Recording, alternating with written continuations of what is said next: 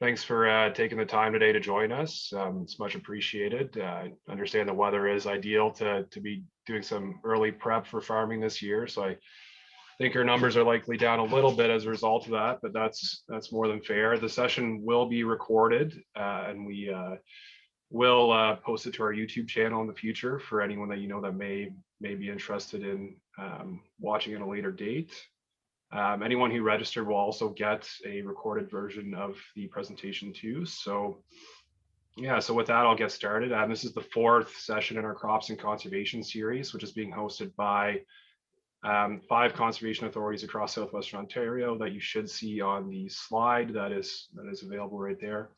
The event is being funded in part by the Ontario Ministry of Agricultural, Food and Rural Affairs and Environment and Climate Change Canada for this specific event. We will also be focusing today on the economics of agricultural BMPs.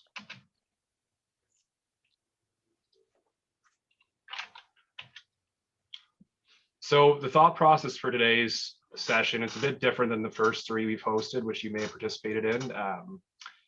We've talked about things like cover crops in the past, equipment modifications for different fertility programs, how you can make cover cropping work. Today, we're going to try and focus a bit more on essentially the economic factors that are associated with these types of BMP systems. So, I'd imagine some of the farmers are still going to discuss some of the benefits they're observing from a soil perspective and a fertility perspective, but we're going to really try and focus in on what are some of the costs associated with these systems and what are some of the benefits that these farmers are seeing. We're also going to look at tools that are available to farmers through essentially agricultural businesses or service providers to assess things like field profitability. So what's out there that you could tap into to use to potentially get a better idea of what's going on in your operation. So we have essentially 3 speakers today. The first is someone many of you might be familiar with, is Aaron Breimer from Veritas Farm Management, and he'll be speaking about field profitability mapping tools. Patrick Berkeley as well will be speaking, who's a farmer from Middlesex County, about a number of different things in relation to cover crops and different types of tillage systems. Mark Richards will also be speaking about cover crops, strip tillage, and I believe some relay cropping as well, potentially. Thereafter, we'll have an open panel Q&A. We should have lots of times for questions. So if you have questions, definitely post them and we can have a good open discussion at the end here. And I'm your host as well, Colin Little. I'm from the Lower Thames Valley Conservation Authority. I'm our agricultural program coordinator. So I'm sure everyone's used to seeing these types of things in webinars at this point. If you do have questions for our panelists, you can post them to the Q&A that's located at the bottom of the webinar, or you're welcome to also just post them in the chat. At any time, I'll refer back to them when we do get to the Q&A. We won't address questions until that period, but if you have a thought and you want to post immediately, go ahead. The chat box is also open for comments throughout the event. And if you're a certified crop advisor, we are providing a CAU for soil and water credits. So the QR code will be posted and displayed at the end of the session. I'll save that for later. So with that, I'll stop sharing my screen and I'll hand it off to our first presenter, who is Aaron Breimer from Veritas Farm Management, and he'll be discussing some services they provide in field profitability mapping. Thank you very much, Colin. Can everybody see my screen, winning the wins and minimizing the cost of the lessons? Perfect. Thank you very much, Colin, for the opportunity to present today. And you introduced me as working with Veritas Farm Business Management. For those of you who are unaware, Veritas Farm Business Management is owned by Devron, which is why you see the Devron logo on my slide deck. So just wanted to offer some insight around that. I titled my presentation, Winning the Wins and Minimizing the Cost of the Lessons. I'm definitely all about understanding what the cost of production is. So we're going to get into my presentation. Just a super high level overview of how Devron thinks. We have what we call our 5 pillars. 1, we want to make things simple. When we talk about simple, that is simple for the end user to utilize It does not necessarily mean simple to duplicate. So it's one of those things that we put a lot of work and effort into making things simple. Sometimes we're successful, sometimes we get to go back to the drawing board and try to make things simpler. We truly believe every farm and every field and every farmer is unique. So we try to build our tools that address what individual farmers are wanting. The third is we are constantly innovating. My role within Devron is within what we call the data insights group. So we're constantly looking at the data and putting different statistical models to test to see which one is actually going to be bringing the most value. We are constantly validating. This is a great presentation to talk about that. For me, validation is being able to see what is the return on investment on different approaches. So I've had, I know both the other presenters and you guys are in for a treat for some of the information that they're going to be sharing. And the final is inclusive. This is collaboration. It takes a lot of different effort to truly bring something to a successful conclusion, including working with conservation authorities, as well as different agribusinesses. And of course, farmers are the key that we all have to be pulling in the same direction for. All right, so I'm going to start off. We truly believe when we start talking about profitability mapping, or one of the reasons why profitability mapping exists for us, is that we feel that there might be a challenge around how the problem is from different perspectives. So let's imagine a situation, a gully, about 1 foot wide, 6 inches deep, and about 600 feet long. I grew up on a farm. Dad has some of these. He tries to manage them. He's been a long time no-tiller. I know this is not that big of a gully, and I have thumbed through it a couple of times around the home farm. So I know these exist. From a farmer's view, if you assume that there's 43,650 square feet per acre, and this gully equals 600 square feet, that's only 1.4% of an acre. Or on a 50-acre farm, less than 0.3%. And on a full farm operation, well, that's a whole lot of zeros, 3 zeros before you get to the 9.2 on a 1,500-acre farm. And there is a lot of 1,500-acre farm operations anymore. So when you look at that, to compare, if you were to take a full year, that works out to be about 5 minutes. So from a farmer's perspective, yeah, it's not nice to see, but there are bigger fish to fry. Now, if you look at it from a conservation authority's view, 1 acre at 6 inches deep, that's 2 million pounds of soil. So that 1.4% of the gully, that works out to 28,000 pounds, or just shy of 13 metric tons that is moving off that ground. And that's going to be moving every year because the farmer is going to fill that gully in a little bit and it's going to move again. Next part. So that's if you look at a small issue. But if you look at it from a bigger issue across the entire field, this is one of my favorite examples to use. We know that corn removes on average 0.4 pounds of phosphorus per bushel. So on a 200 bushel corn crop, that works out to 80 pounds of phosphorus or 160 pounds of MAP. Now, 150 bushel crop, that's about 120 pounds of MAP. Now, why I share this one is because in a lot of fields, you'll have a range of 150 to 200 or 175 to 225, whatever. It's not uncommon to have a 50 bushel swing. Now, in this particular case, let's take the average of 175. For some farmers out there, they might want to use 200 as their average. The same philosophy is going to hold weight. So if you take that average, you're going to remove, in this case, 70 pounds of phosphorus just in the grain. Now, you can see in that best part of your field, you've removed 10 pounds more phosphorus than you put down. And in the lower productivity area, you've actually applied 10 extra pounds. Now, why this is important, I worked in ag retail for 10 years. And I will tell you, it's very, very, very common for farmers to have a little bit of fertilizer left over in the spreader. And where do you think they go and spread it at when they're finished?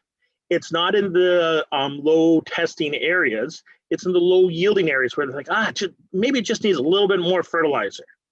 that area is already getting extra fertilizer. So what we actually see is farmers are getting excessive levels in their lower productivity areas.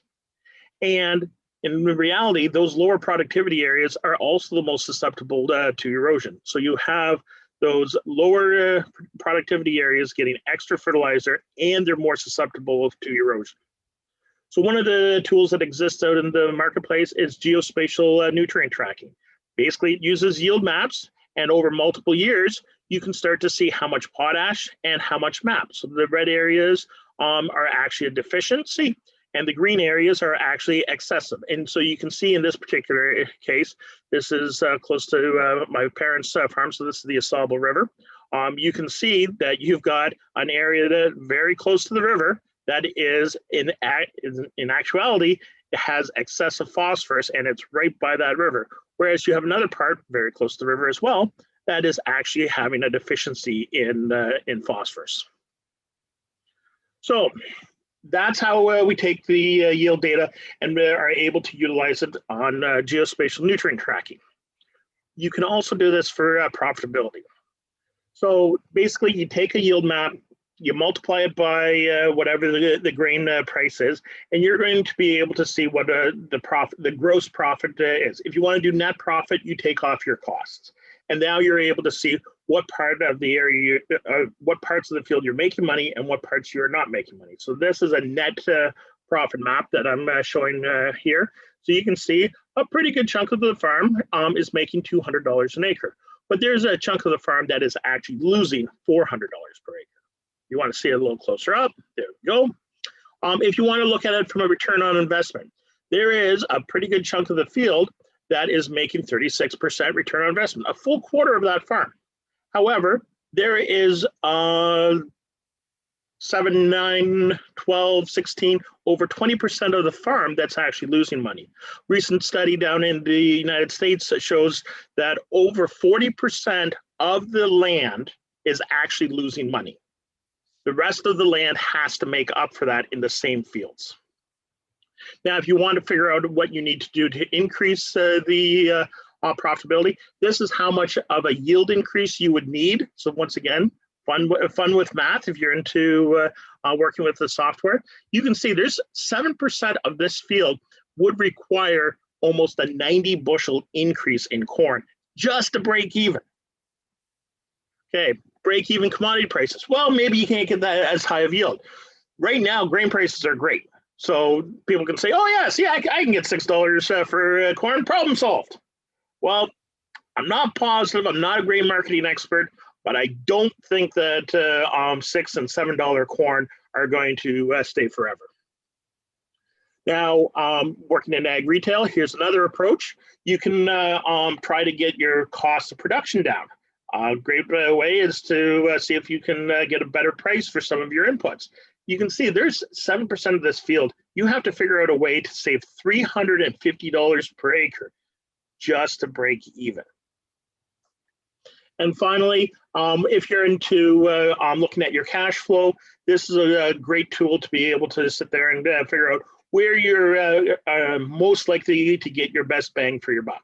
So where, when you invest your dollars, where are you going to get be the most efficient at getting a return?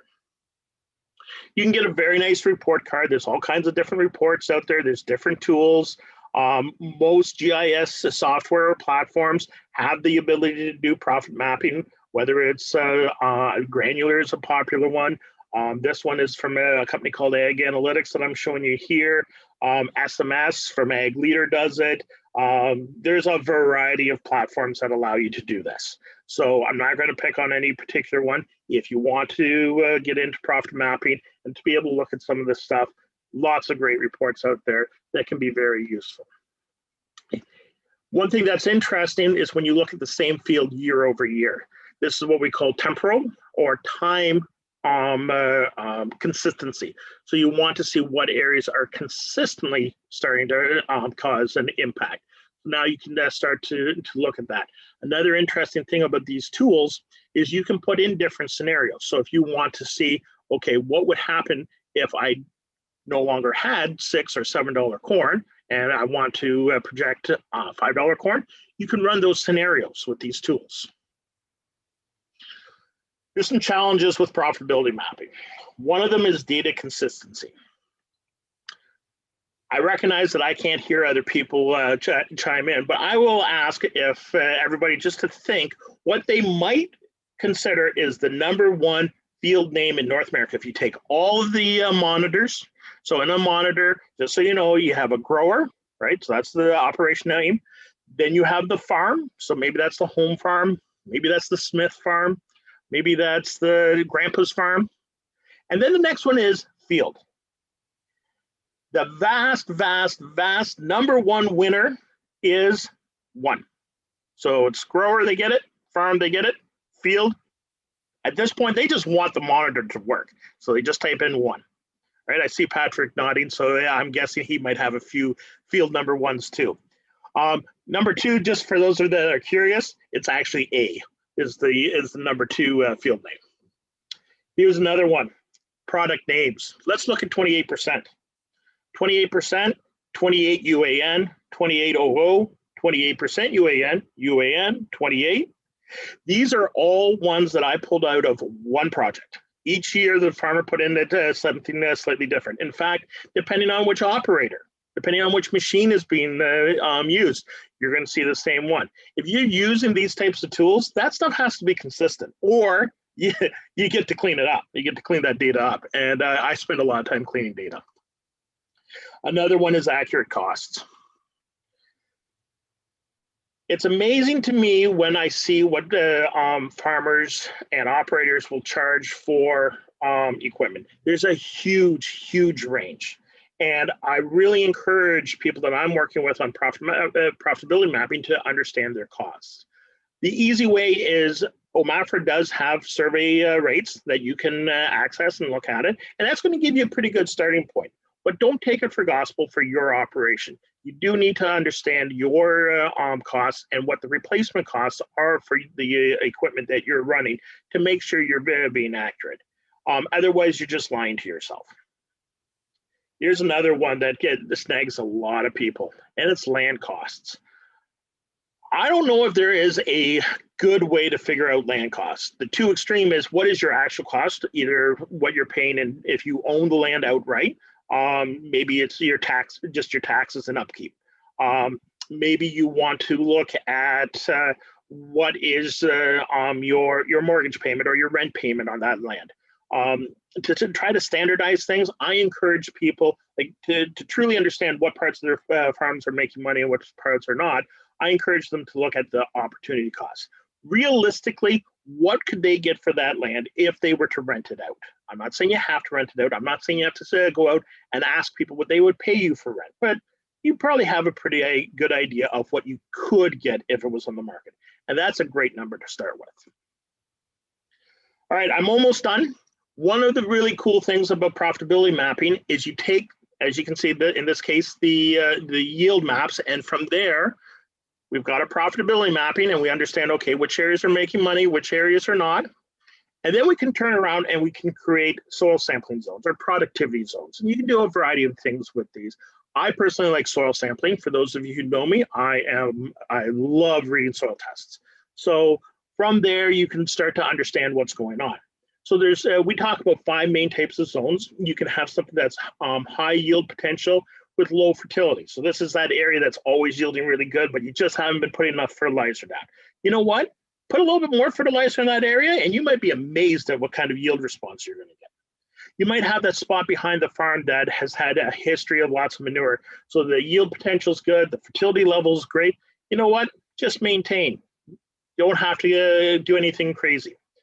You might have areas that are low yield potential and low fertility. Depending on what is causing that fertility, you might be able to fix it and you might not. pH is a prime example on this. The fourth one is low yield potential and high fertility. All right, this is a dangerous area when you start to get into this. You have to truly understand, maybe you need to really back down those inputs, or maybe you're into zone number 5, which is it's costing you a lot of money and you just can't fix it. In that case, you really want to be talking to the Conservation Authority folks to look at what other options they have and what alternatives to help you minimize the losses. So just to give you an example, here's that same field. There's our zones. I wanted to share this because the back end of this farm, so down here, there is actually a waterway. And you can see this is the phosphorus test. And along that waterway, we're testing Bray, which is a index of phosphorus. You can see we're testing a little bit on the low side, not super low compared to the rest of the field, relatively low, but it is relatively low. The potassium, it's actually pretty good back here. Now, based on the yield maps, you can see the yield is not very good back there. So maybe there's something wrong with phosphorus. It's not. As an agronomist, we've looked at this. It's not a phosphorus. It's actually just not highly productive. And you can see same with magnesium. It's not too bad back there. So in this particular case, it's a great argument to be looking at a riparian strip to be able to capture water as it's coming back. It's not increasing the profitability, and it's actually an environmental win. That's all I've got, Colin. I'm going to pass it back because I'm sure everyone wants to actually hear from the really two cool farmers that are doing some amazing stuff. Yeah, for sure. Thanks a lot, Aaron. That was great. So I will just quickly share one additional piece of context here for everyone that's in attendance. Just from the Conservation Authority perspective, we do have a number of different programs that can offset the cost of agricultural BMPs. Every Conservation Authority is a bit different in terms of what they have available, but if you are, planting cover crops, even sometimes things like soil sampling, if you're doing things like critter zone soil sampling, there may be some programs available for you through your local Conservation Authority. In addition to that, we always have great programs for things like planting trees, windbreaks, restoring marginal land, wetlands, all sorts of different things here. And something that also feeds really well into the discussion that Aaron just had was the ALICE program, which is offered in a number of different programs, a number of different counties across Southwestern Ontario. The program's offered in Chatham, Kent, Lambton, Elgin, Middlesex, and Norfolk, and it does provide annual payments for farmers to restore marginal or environmentally sensitive land. So, if you are looking at areas and you see a consistently low yielding area of your field, if you do a profitability analysis, you could also account for a potential annual payment from ALICE to change the profitability of those zones, right? So from what might be a consistently low, yielding zone over time could then turn into a net gain from an economic perspective. And you could also be helping the environment at the same time. So there's lots of options out there for marginal land. Reach out to your CA if you are interested in projects. And with that, I will stop my shameless Conservation Authority plug, and I'll hand things off to Patrick Berkeley, who's going to talk a bit about the economics behind the system he's implementing. Okay. Just get this set up here. I'm going to share desktop. There. Okay, so yeah, I'm Patrick Berkeley. I'm a chicken farmer and cash cropper from near Strathroy, Ontario. I've definitely been focusing on the design of the farm. Started a design business back in 2009. I was doing a lot of dairy barn designs with robots, which was innovative at the time, and figuring out how do we tweak that system to make that system work better. And then I went off and did a degree in architecture, so graduated from that in 2015, and so again thinking about the design of things and what we can tweak and play with. And then 2018 opportunity came around to sort of get my own farm started with as a parents helped me get started into farming. So that's what I've been doing the last 2 years. But I've also been exploring a lot of this other stuff. So my focus has been trying to figure out how to do more with less, and also trying to explore what's the potential economic return of some of this wonky off the wall stuff that I keep seeing on Twitter, and how do I understand it? So next thing is, like, everything I'm going to share with you here is it's proof of concept. It's still so new that I don't have the replicated data behind it to stand up and say, yes, this is what you can expect to see. No, this is what I'm seeing as potential that gets me interested enough to keep developing this. I think there's potential there, but I can't say for sure it is. I may be out 40, 50 bucks on this, but I think there's potential, and that's why I'm willing to explore it. And I don't do it on every acre. I've got 42 workable acres here. I'm using 3 of them for this. And Dad's got another 84. So this is kind of what I'm looking at potentially as a benefit over conventional on 2 and 3 year rotations to some of these relay cropping and 60-inch corn. So we'll kind of get into that, and then we'll run through the assumptions that I have in place for these, and we can discuss that. So relay cropping, really I'm trying to harness the potential, the complexity of the system. And Jason Mock has been sort of one of those inspiring voices on Twitter for me to just, he's putting things out there that intrigue me in order to get me to want to figure that out. And Jason's sort of philosophy right now seems to be of, if you give up a little bit of yield on one thing, what can you gain on another? And what do they do when they start to interact together? So for myself, I've been looking at what's the potential of relay cropping. So the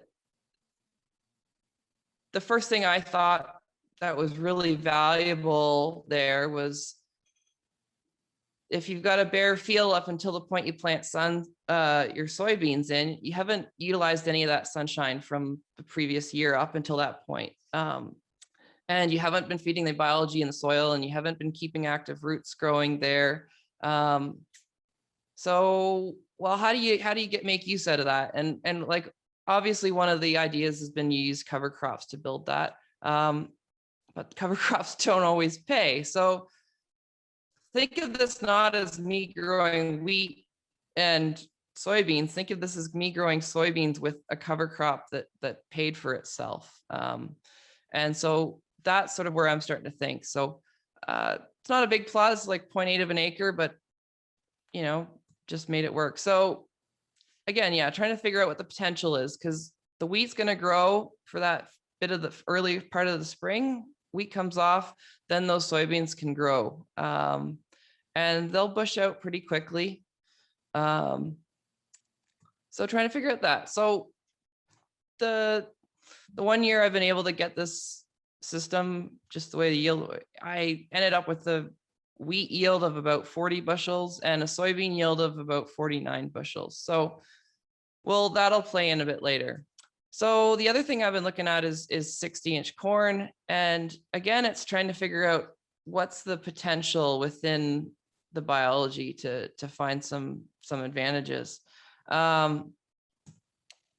So again, looking at some of the work Jason Mock's been sharing on Twitter, it's he had a picture where like one corn plant was able to produce 25 cobs of on one plant. And I thought, well, that's so interesting. How does that work?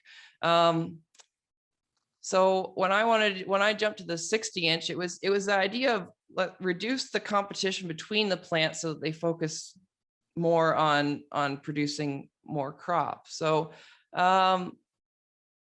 my regular field was planted at 32,000 plants per acre, and this was planted at 16,000 plants per acre. I just shut off 2 row units and just kept on rolling.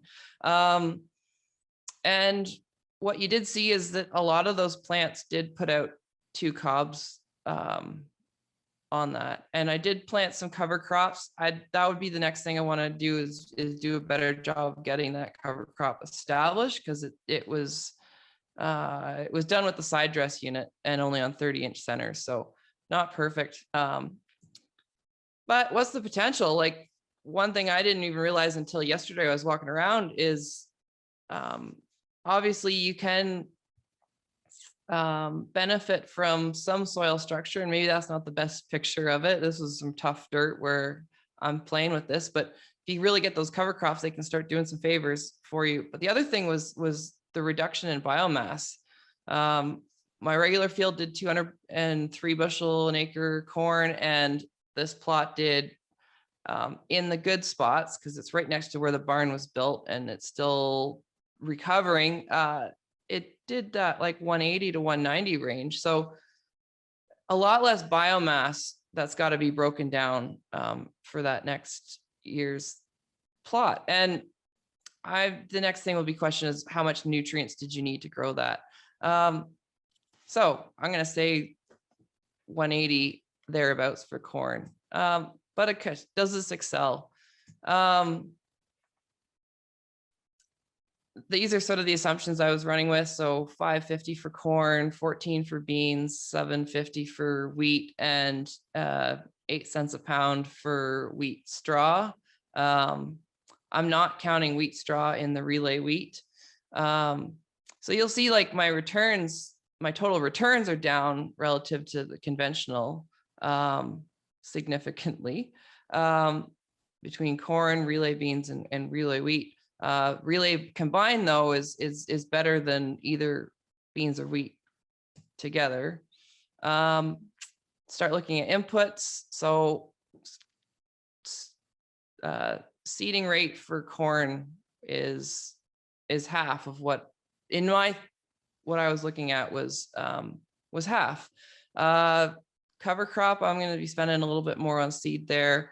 Starter, I think I can bring that down, because I'm starting less plants. They're going to do more, but there is less that they need to produce. Fertilizer, 28%. I think I can reduce some of that as well, and that'll also get offsetted by some of the nutrients that the cover crops that are now being able to grow in that system can provide back to it.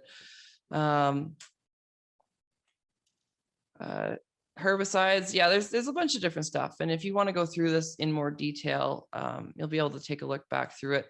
If you're only running half the corn row units, you've got less maintenance on that part of the planter. So like there are things that you can start looking at. Obviously your combining costs are going to be more in a relay system because you're running it twice over that same, but the relay, the land price is half if you're going to split it over 2 crops. So that's probably the biggest gain to that whole aspect there, is that you can cut your land costs in half. I don't have to rent, but I'm sort of assuming the sort of $300 an acre range. So you add that all together, and yeah, maybe there's a potential for $20 an acre benefit to growing 60-inch corn that's only going to yield 90% of conventional. But then what does that get to do you on some other things? And on the relay side of things, you know, this is saying 77, you know, even if it's 50, that's still intriguing to me. So I did want to break that out into like a 2 and 3 year rotation, because that's where this starts to really play out. And so looking at, say, a corn and relay 2-year rotation, now you're going to get some of the benefits of wheat still in the system, but in a shorter time frame. So if you take that average per year over a regular conventional corn bean rotation, that's sort of saying $40. 60-inch corn plus relay, you know, maybe closer to 50, let's say 45 or 40. Then maybe into a 3-year rotation as another varying range. So Are those perfect? Are they side-by-side comparisons? No, but these numbers are there sort of for me, they're there to just give me a bit of a confidence to say, yeah, there's something worth here that's worth my time investigating further. Because it's new, and there isn't like, if this didn't show any potential, then it would have not been worth at all, like all the work building a side-by-side replicated trial. But this is what you need if you want to like push something in a new direction. You got to sort of test it and see it and then run with it. And you may wonder, why am I sharing these numbers at all? It's the point of if you're interested in this, like, I want to give as much as I can to sort of let you start playing with this yourself. I have the benefit of seeing other farmers do really innovative things and why they're thinking about it. And this is how I've sort of come to understand it. And I hope that it's helpful for other people. And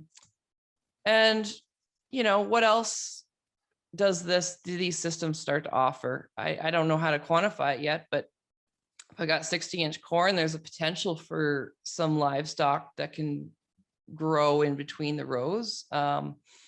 I don't know if I necessarily want to be doing that myself, but it's a space that I could conceivably rent out to somebody who wanted to grow that on my farm. So maybe that's a potential revenue source. Eric Miller, 60-inch corn guy, he's looking at like what that space that's created can do for his soil in terms of biology, for roots doing his tillage work. And lastly, well, not lastly, but another thing would be, if we get to a point where we can start seeing some returns from carbon capture, then perhaps that's something that we can start utilizing, that the reduction in the corn yield, but it creates a space for that sort of investigation. So does it pencil? Maybe. And so for me, it's why not try? I'm not going to do the whole farm in it, but I may at some point. But it's certainly enough for me to sort of say, I'll take it from being 5% of the farm to 15 or 20% and see if this is really working. So thank you. All right, thanks a lot, Patrick. That was great, very informative. So I think with that, we'll hand things off to Mark Richards to discuss his system and some of the economics behind it.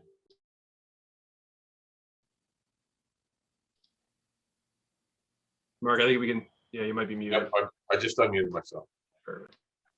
So I kind of cheated a little bit, and I'm giving a presentation I already gave once, but was asked to talk about a couple of BMPs that we do here and how they affect our cash flow and why we keep doing them. So made a presentation last month at the Midwest Cover Crop Council annual meeting, and we're looking at the cash flow implications of cover crops. And I consider cover crops one of the BMPs that we practice on our farm, as well as, and it works in conjunction with strip tillage and placing fertilizer where we need it, when we need it.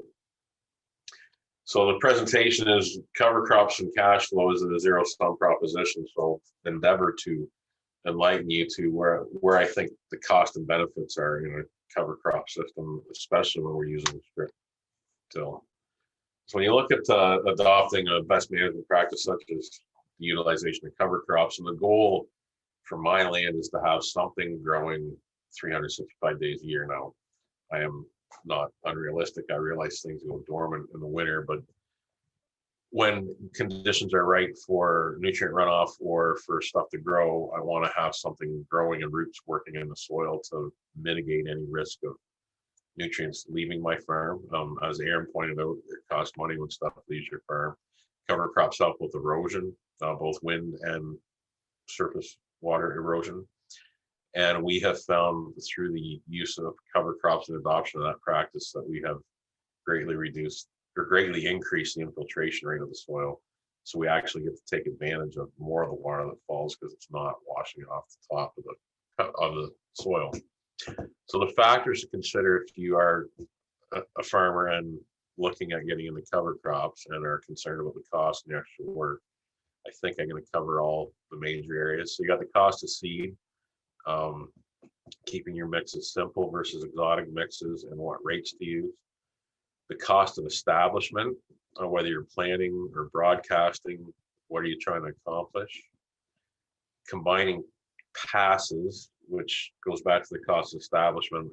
We attempt to be doing two things at once when we're applying or establishing a cover crop. So you don't have to put the full cost of that pass in the field towards cover crop establishment if you're doing something that you need to do anyway. And how does it fit into your current system? As I mentioned, we're in a strip tillage system.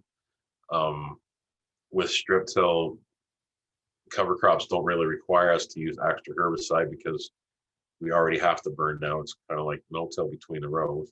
And we're 100% strip till and no-till, except for acres that we have to do some remedial tillage, we call it, after tile drainage installation, or if we have had to harvest in questionable conditions for either sugar beets or processing tomatoes, there may be some tillage required to level the land back out. And when you're considering cover crops, consider the plantability of the fields and soils after you have terminated or worked in, or however you're going to deal with that cover crop. And another major factor is timing and resource availability.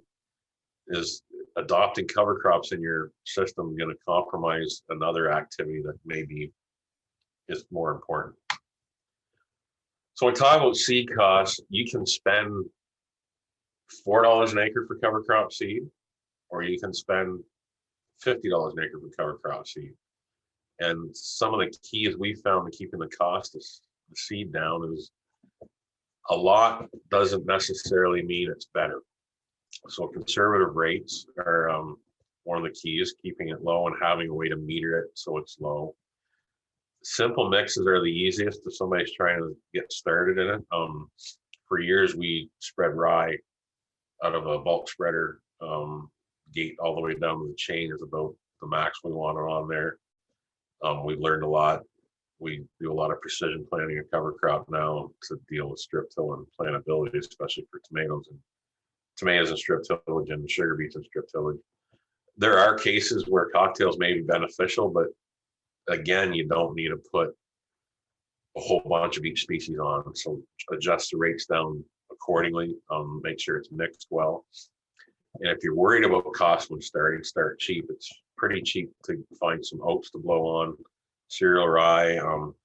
I had in here clover and wheat, but when I priced my clover seed this spring, clover and wheat's not that cheap, but still a fairly common practice across the province. And then adjust what you're doing based on outcomes. If you find that it's become unruly to manage or to get the soil in the condition you need to have a good planting seed bed, you may need to consider reducing your rates, or if you don't have enough cover, you may have to increase your rates. It's something that you have to adjust based on your outcome, and consider the seasonality of the species that you are planting as cover. If you're planting in the middle of summer, planting a cool season crop or a cool season brassica is not going to give you the benefits of planting a cool season or a warm season one would. And you got to look at that. Midwest Cover Crop Council does have a tool online to help you look at that. So when I look at the cost of establishment, what's it cost? The cost of establishment are your seed cost and the pass you're making in the field. Also, your time is a cost. If you're taking time away from another important activity, whether it be weed control, chemically or mechanically, or side dressing, maybe you need to concentrate on those. Do you have the equipment you need to establish? So we determined we are much happier, my answer to the next question, planting our cover crop in most cases. Seed to soil contact, as anybody knows, is pretty paramount to a good emergence. We do still broadcast clover.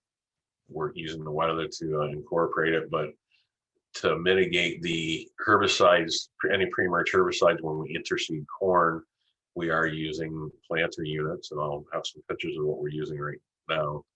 And we like to get that seed underneath the residue, underneath that herbicide, and have had fairly consistent results with that system.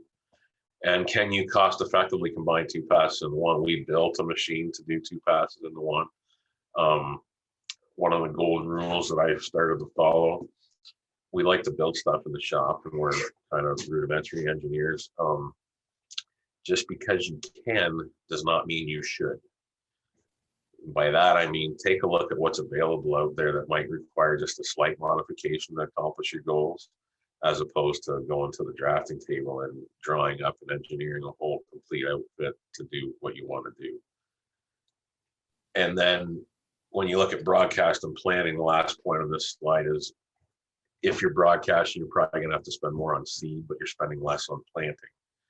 So increased rates versus a good planning system, the cost kind of offset each other.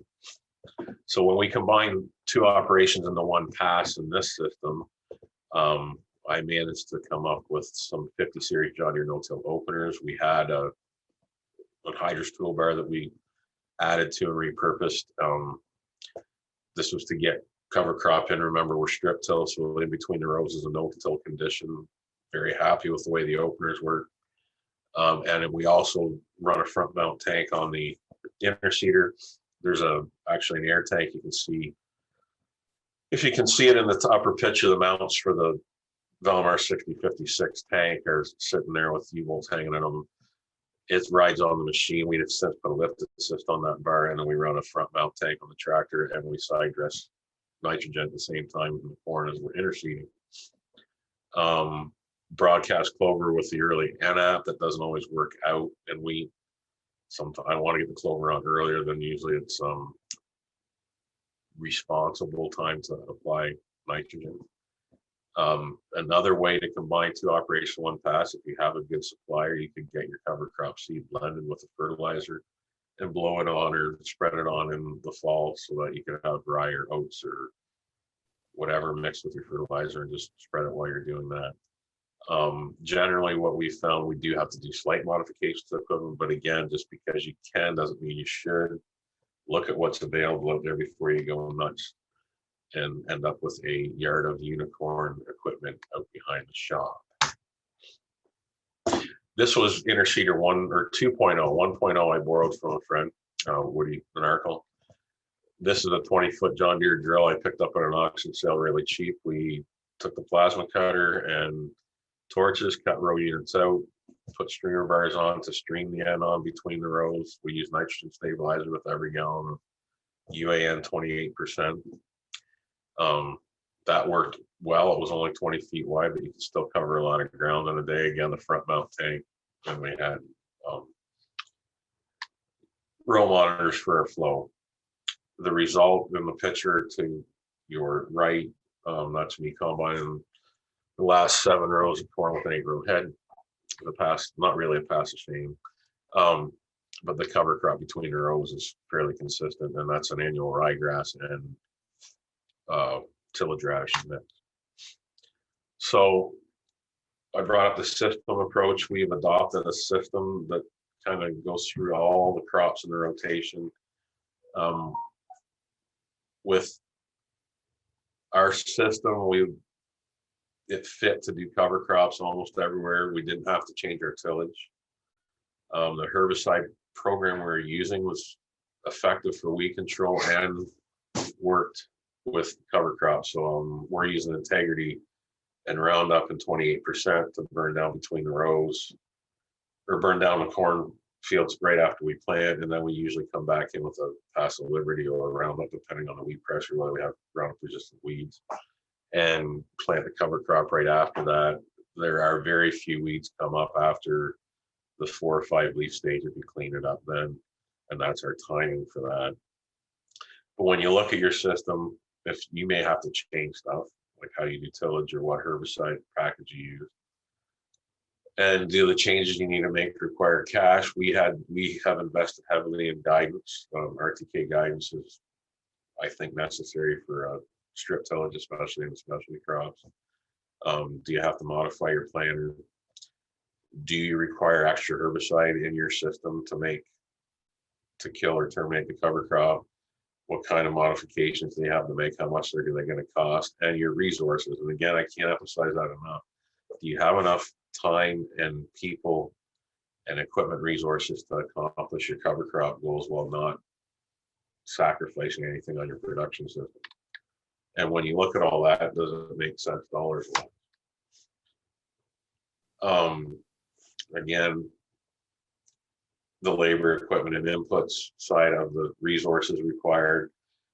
The picture here is, it was a wet spring. I can't remember the date that picture was taken, but that was Plan C. The heavy sprayer was not going to go across the field without leaving deep marks.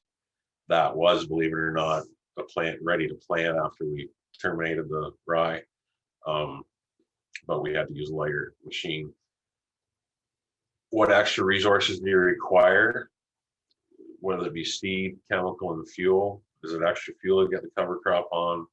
Extra chemical for that burn down pass? This is a very simple spreadsheet that shows what our costs are, or how I've justified that not costing us much for cover crop seed. And I haven't even touched on what we think some of the benefits are, but cover crop seed, we've been running over the last 5 years. We average about $9.50 an acre, and that includes the clover and wheat, as well as the other stuff. We do produce some of our own cover crop seed. This year we have a rye, oat, hairy vetch blend planted. It looks like it's going to be, with the rain coming this week, the oats and hairy vetch should get up, and by mid-August I should have a 3-way blend that I harvest at the combine and can get any wheat seed cleaned out of it, but everything else is in the mix. I put down $6 an acre for establishment. That would be an average, because we are doing 2 passes at once. I put half of the cost of that pass towards the cover crop establishment. As I mentioned, we don't require an extra burn down, but a conventional tillage or a broadacre tillage farm probably would. I did put our cost of tillage in. We have run the numbers over the last 10 years of strip till. The strip till passes generally cost $12 a pass. It's only one extra pass for the cover, and we do an extra pass where we have cover in wheat to get a better strip. In the other crops, there is no extra pass. And we have found we save one in-season herbicide pass, depending on the cover crop blend. And that is valued at about $18, including the equipment cost. And at the end of the day, I have it showing that it cost me about $9.50 to have cover crops per acre, to have cover crops in rotation, which is the cost of the cover crop seed. But does the benefit outweigh the cost? Real life examples, that's not even a, well, Aaron will argue with me, or his data scientists will argue with me about statistical significance, but all those numbers I have showed here on this slide are not even statistically significant when you look at 1 bushel out of 50 in beans is maybe bordering on significant. 2 bushels of corn on a 200 bushel corn crop is not significant. 1.5 bushels of wheat might be, we can argue about it, but 0.1 ton of tomatoes or a 1/4 ton of sugar beets an acre, not significant. But how do you measure the success? And so when we talk about, so we're obviously speaking from the Conservation Authority, and we talked briefly prior to the presentation starting today about water quality monitoring. And I don't know if I have any monitoring sites in any of my properties or with the St. Clair Regional Conservation Authority. But I do know I don't have real erosion. I don't have those gullies that Aaron mentioned in his presentation.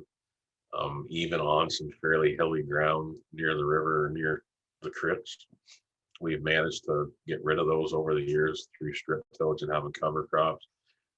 We think that the cover crop adoption combined with the strip tills given us better aggregate stability with across the field, even in the strip we're strip tilling. Typical rotation is a 4-year rotation, if you don't include tomatoes on some of the ground we don't grow tomatoes on. And those fields only see tillage 2 years out of 4, and it's strip tillage, and it's in exactly the same spot. We will do sugar beets, strip till right where the sugar beets were harvested out of the row, and apply our fertilizer for corn the next year, plant the corn right where the sugar beets were, figuring that the sugar beet root actually did some of the deeper tillage for us the year prior. And then we're no-till soybeans after corn and no-till wheat after soybeans, and then we start the process of cover crop seeded into the corn. We are looking at interseeding some sugar beets, and I actually interseeded some oats prior to planting the beets this week. And I'm working with On Farms to do a trial to see if there's any benefit to the oat cover crop or companion crop with the beets, and we'll terminate it probably middle to the end of June. So, and with that, I believe that was my last slide. All right, perfect. Well, thanks a lot, Mark. Questions or some thoughts?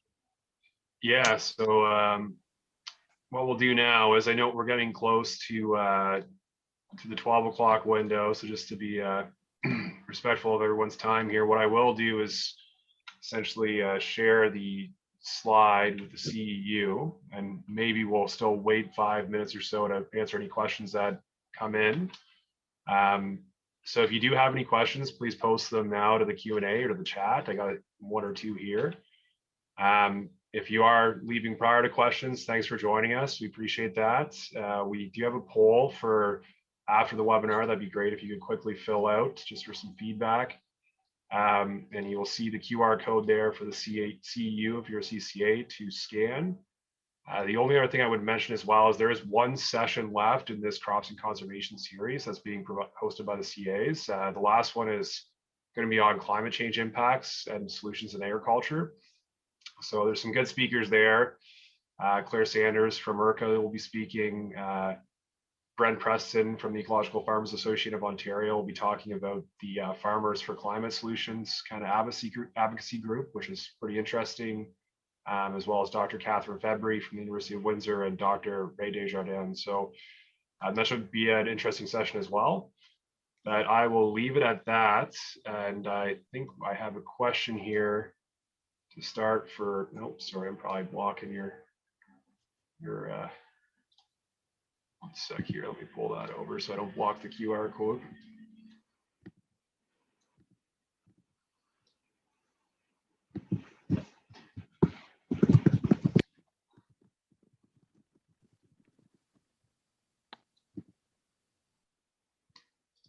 Apologies, I've managed to get this to a point where I can't grab it. There we go. All right, so I think the one question came in for you, Aaron, from Nadine Abrams. And the question was, in your experience, for the areas on the map that show low production or areas that require significant inputs to break even, would you deem these as marginal land? Is there a threshold when the land is too expensive to farm? In other words, how does a farmer decide it's better for him to permanently retire the land versus put in more inputs?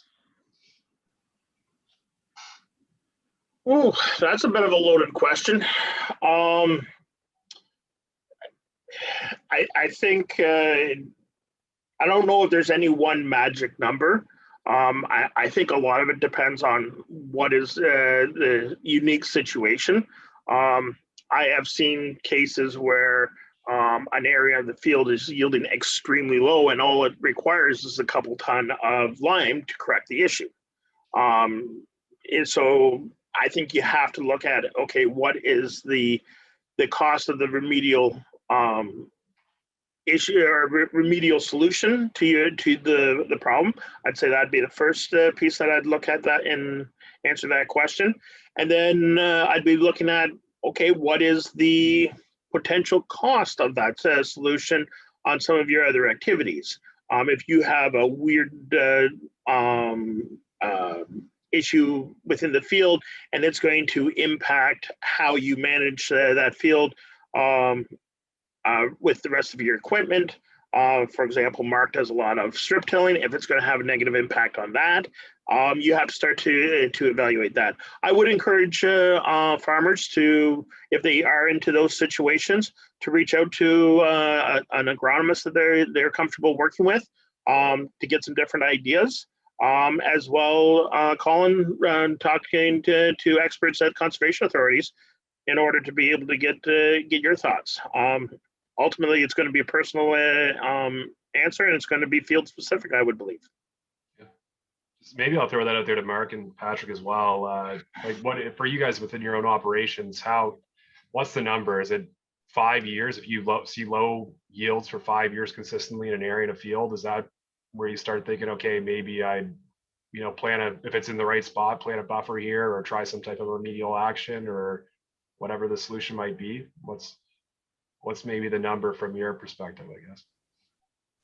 Well, I'm in my second year of farming, so Right, yeah. 5 years of data is a little hard to get. But and I also don't have as many acres, so I'm running it a little differently. I haven't gone in to look near in detail as what Aaron is looking at yet, and that's maybe I'm still more of a hobby cash cropper than a cash cropper, and that's where I'm gonna have to improve. What I have been doing is my first test plots on experimental things, I run them on ground that isn't as good. My 60-inch corn went right beside the barn where it had all been worked up 2 years ago to build the barn. And my first relay cropping experiment was in front of the barn in the spot that our custom operator was like, it would be nice if that was just grass, because I'm wasting so much time turning around in that little bit of a field to make it worthwhile. And so if it's not making you money doing production crops, then well, that's all of a sudden really cheap ground to run crazy experiments on. So Right. I sort of look at it that way, is like, if something's not productive in one way, how can it be productive that doesn't fit within that same equation? Right. Mark, do you have anything to add? Yeah, we've planted about 10 acres of trees on land that was somewhat marginal. It still had decent production areas, but smaller pet parcels, more difficult to get at. Terrain was a little hillier. I have a farm in particular that, if I had the profitability mapping from Aaron, I probably ran that for, it's a rental farm, and I probably ran it for 10 years with a certain area of it not producing, not covering my cost, but the rest of the farm offset it, as Aaron pointed out. So overall, the farm made a little money. The rental rate was the right price, but I focused on that one last year and actually brought those areas up to break even, but the other areas actually got better. And we used cow manure, some lime, and fixed some fertility issues, looking at site-specific areas. So that was maybe just a matter of not having a high enough focus, because that was probably 7 or 8 years I ran those areas a little lower than I should have. But now if I look at areas that may be marginal, my first thing is going to be, what can I make, what's causing it, and is it fixable through some remediation, whether it be the application of lime or some tillage. That usually when you put lime, when you have to do tillage, we don't like doing that. And the use, then focusing more on the cover crops to build the biomass. It's a high sand ridge with low pH. 2 tons of lime to the acre and some manure really pull the socks up, but it's also weather dependent that it rained, and it did last year there at the right time. Right. So I'm not, and most of our ground, well, Aaron kind of knows where I farm. If you go north of, about half a mile north of where I'm sitting right now, the land is fairly flat and very little undulation and very little difference in any areas unless there's a building site. And those are usually less than an acre. The whole farm is going to be about the same. Getting closer to the Sydenham River, yeah, there's a little more variability, but we have addressed issues in the past and do some treatments on site specific. And yeah, I guess, I hope I answered your question. I think we so. would, if it's hard to farm, it's not hard to plant trees, and the Conservation Authority has been really helpful in finding the grants to get the trees planted and actually planting the trees. And we've participated in those programs in the past.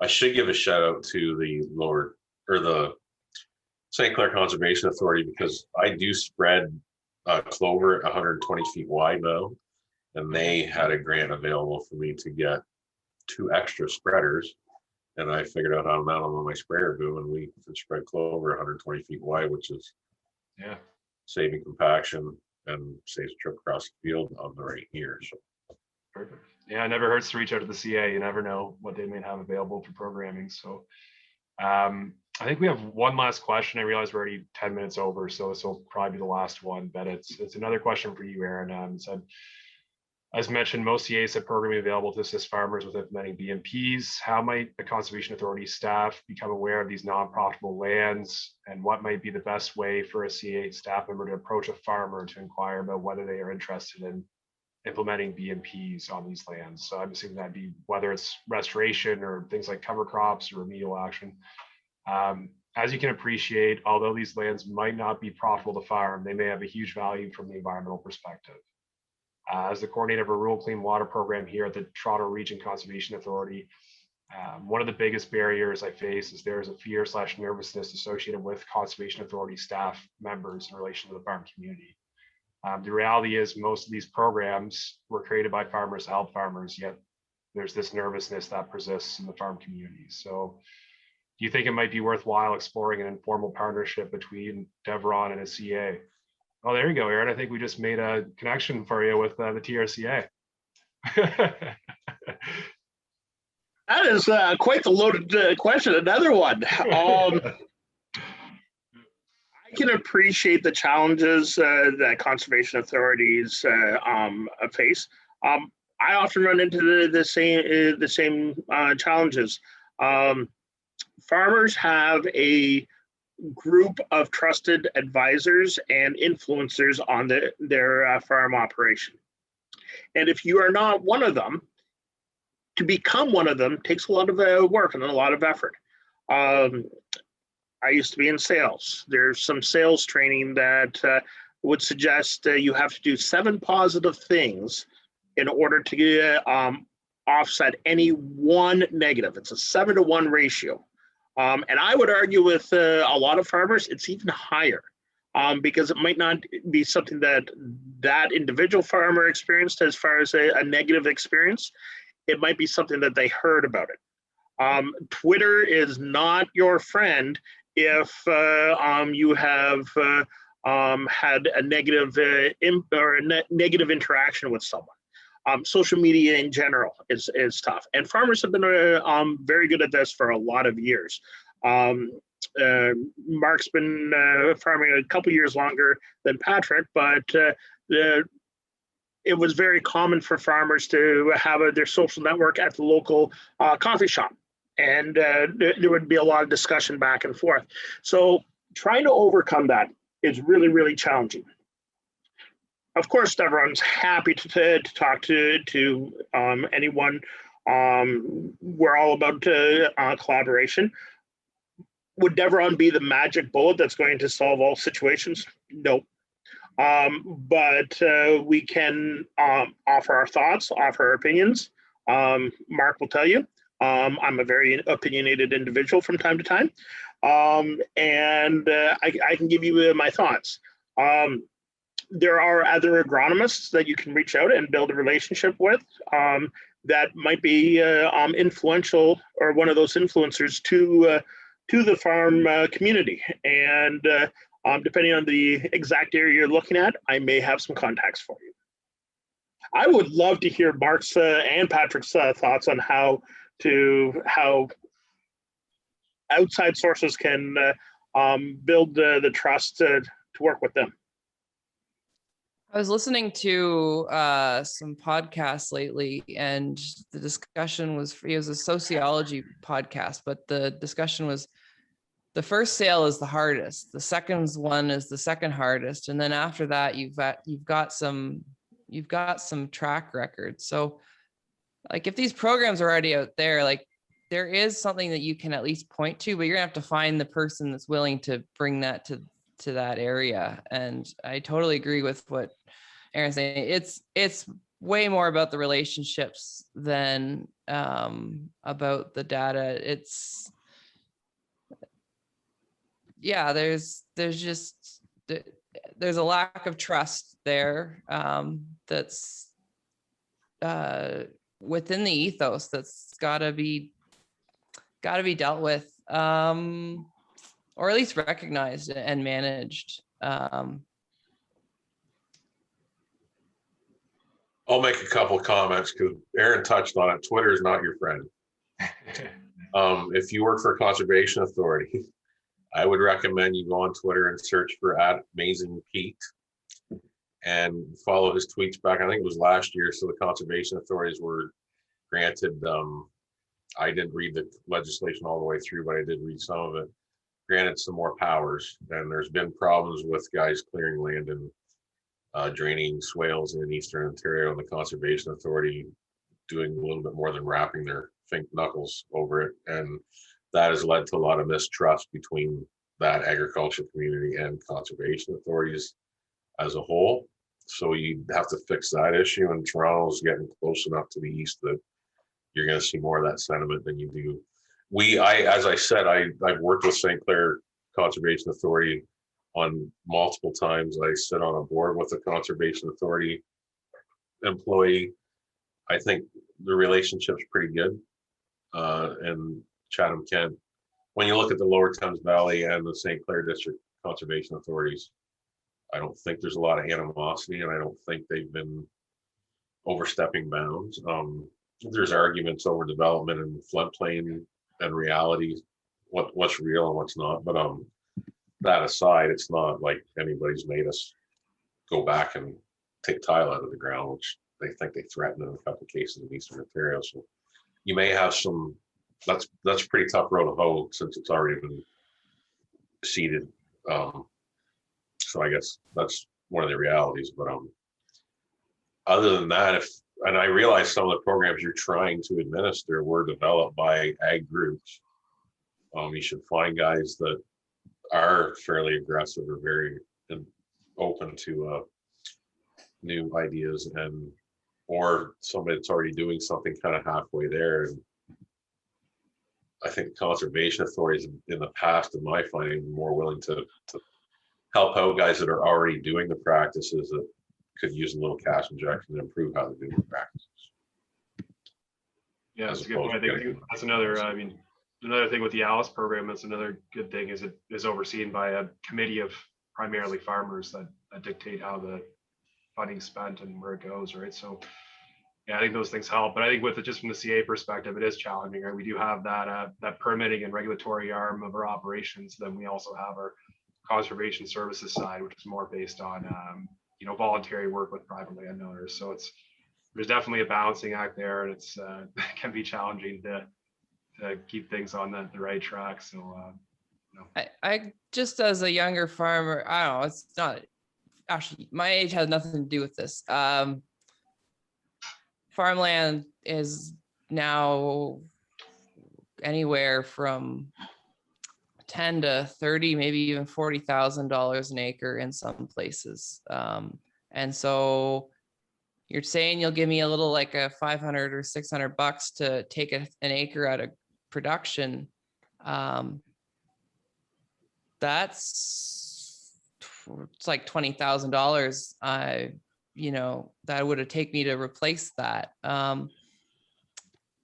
There may be places where there is woodlot that would be a better spot to farm, and a risky spot that would be better to have trees and livestock that maybe, or trees and nature that would better connect spots. So I think that value of the land is something to also consider. And it might have to be, if you really want to make it happen, it might need to be a bit of a trade, not just a, take more ground out of production. Right. Great. All right, guys. Well, I think we're 20 minutes over, so we'll probably cut it off there. Thanks a lot for presenting today, and the questions as well, and the discussion. I think things went pretty well. So yeah, we'll leave it at that. And if anyone has any questions about the event or anything like that,